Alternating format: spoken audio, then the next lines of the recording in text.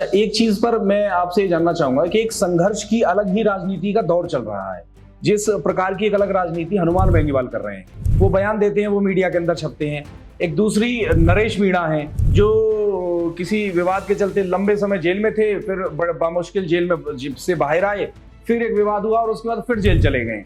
तो इस तरह की राजनीति, मैं किसी राजनेता के एंगल से ही पूछ रहा हूं आपसे कि इस तरह की राजनीति किसी राजनेता को कितना फायदा देती है अपनी राजनीति के अंदर? देखिए, शॉर्ट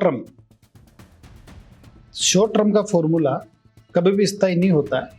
हो सकता है कुछ लोग कुछ समय के लिए सफल हो जाए, लेकिन लंबे समय तक वो सफल नहीं हो पाते।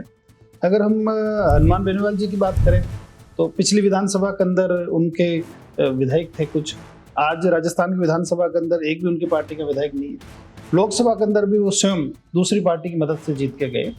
तो ऐसे बहुत सारे उदाहरण हैं, कुछ एक संक्षिप्त समय के लिए लोग आते हैं, लेकिन क्योंकि न तो उनकी कोई स्थायी विचारधारा होती है, न उनके पास एक व्यवस्थित रूप से संगठित ढांचा होता है, तो वो एक लंबे समय तक ये चीजें नहीं चलती है। तो इस तरह से समय के साथ हर समय लोग डेवलप हुए, हर समय लोग दिखे, लेकिन क्योंकि उनके पास बिना जनाधार, बिना वैचारिक सोच के कोई भी संगठन लंबे समय तक नहीं। आप इस बात को मानते हैं कि संघर्ष एक समय पर विराम मानता है? आप तो हमेशा संघर्ष ही करते रहेंगे, तो फिर राजनीति आने काम कब करेंगे? देखिए, ऐसा है कि संघर्ष तो हर व्यक्ति के साथ हमेशा जन्म से लेकर मरण तक रहता ही है। निश्चित रूप से संघर्ष करके ही आदमी अच्छे काम कर पाता है, पर संघर्ष की दिशा ठीक होनी चाहिए।